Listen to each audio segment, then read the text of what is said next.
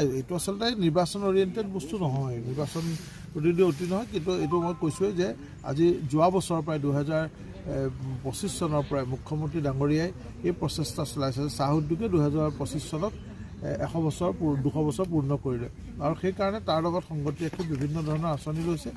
আৰু আমাৰ আঁচনিবিলাক আচলতে এখন চৰকাৰৰ এক নিৰন্তৰ আৰু অনবৰত প্ৰক্ৰিয়া, এইটো অব্যাহত থাকিব।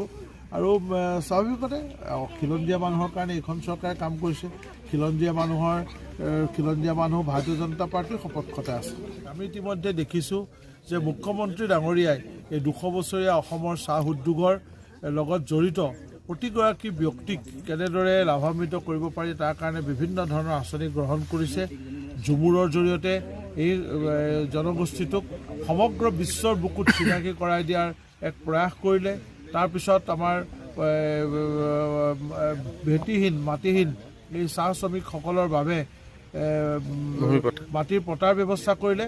আৰু শেষত এই মুখ্যমন্ত্ৰীৰ যি এটিকলি দুটিপাত আঁচনি তাৰ জৰিয়তে ইয়াৰ লগত জড়িত চাহ শ্ৰমিক কৰ্মচাৰী সেই সকলোকে এনেদৰে সামৰি লৈছে। 5,000কৈ এককালীন এটা সাহায্য দিয়াৰ ব্যৱস্থা কৰিছে, যাতে তেওঁলোকে জীৱন ধাৰণৰ মান ইয়াৰ জৰিয়তে উন্নতি কৰিব পাৰে।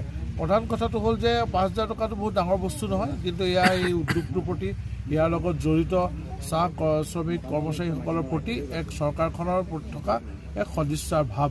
আৰু আজি আমি ইতিমধ্যে আপোনালোকে জানে যে 25 তাৰিখে মুখ্যমন্ত্ৰী ডাঙৰীয়াই উদ্বোধন কৰাৰ পিছত আমি কালিৰে পৰা টিয়ক বিধানসভা সমষ্টিত যিহেতু চৰকাৰৰ ফালৰ পৰা অসম ঔদ্যোগিক আন্তঃগাঁথনি উন্নয়ন নিগমৰ অধ্যক্ষ হিচাপে মোক দায়িত্ব দিছে, গতিকে আমি আমাৰ সতীৰ্থসকল আৰু চৰকাৰী বিষয়াসকলৰ লগত কালিৰ পৰা আমি টিয়ক বিধানসভা সমষ্টিৰ অন্তৰ্গত বিভিন্ন চাহ বাগিচাত এই কাৰ্যসূচী পালন কৰিছোঁ।